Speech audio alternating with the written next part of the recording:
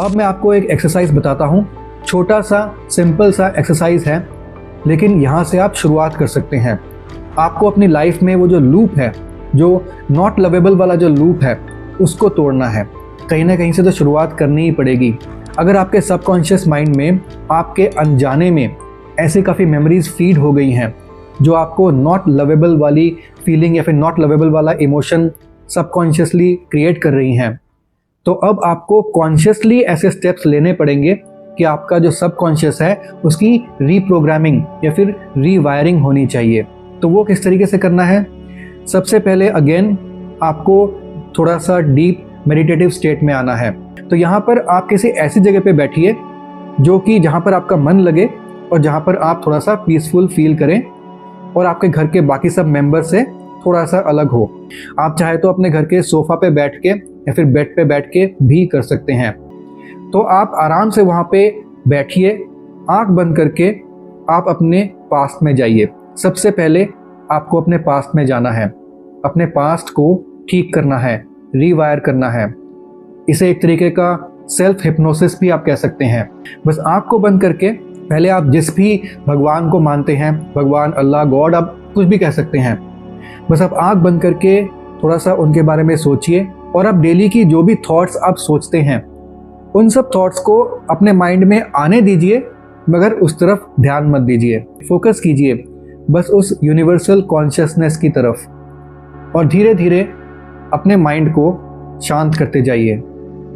जैसे ही आपका माइंड शांत होगा, आपके माइंड के जो वेव्स हैं वो बीटा फ्रीक्वेंसी से अल्फा फ्रीक्वेंसी पे आएंगे और आप और शांत होते जाएंगे तो वो अल्फा फ्रीक्वेंसी से डेल्टा फ्रीक्वेंसी पे भी आ सकते हैं। लेकिन अगर वो अल्फा पे भी आ जाते हैं, आप अपने माइंड को बहुत ज़्यादा शांत और रिलैक्स फील करेंगे।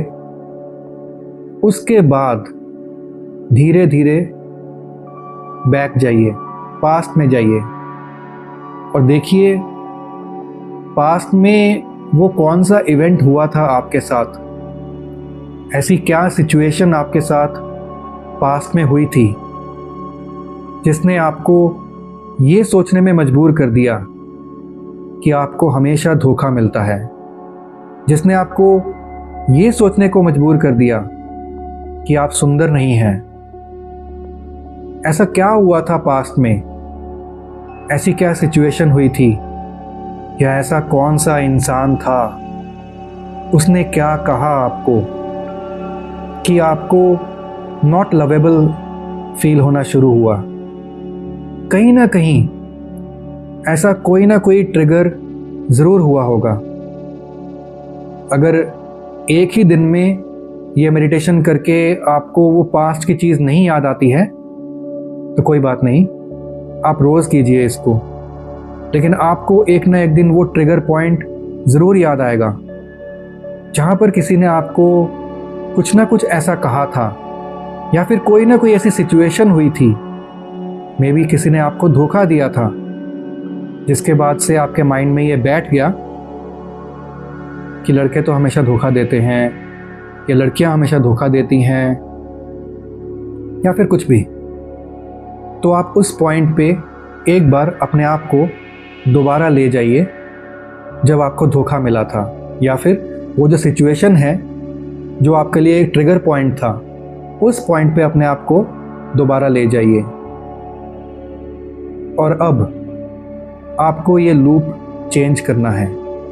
अब कॉन्शियसली आप ये सोचिए कि अगर ये इवेंट, अगर ये सिचुएशन जैसा हुआ, अगर वैसा नहीं हुआ होता तो वो कैसे हुआ होता?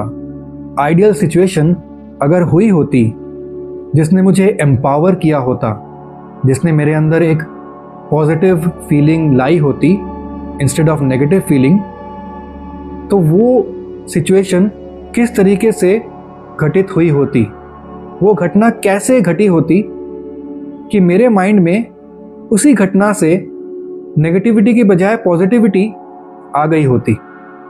उसी सिचुएशन को अपने माइंड में कुछ इस तरीके से इमेजिन कीजिए कि वो सिचुएशन एक पॉजिटिव तरीके से घट रही है। जैसे कि अगर आपको किसी ने किसी पॉइंट पे मे बी आज से 15-20 साल पहले कहा हो कि आप दिखने में सुंदर नहीं हैं, तो इमेजिन कीजिए कि वही आदमी आपको बोल रहा है कि आप दिखने में बहुत सुंदर हैं, और फिर उस आदमी को आप माफ़ कर दीजिए। Just forgive him for what ever he said, just forgive that situation for what ever happened in that situation, and just forgive that person who put you in that situation, because of which you created that thought and feeling in your subconscious mind that you are not lovable, because of which you are not able to attract true love into your life.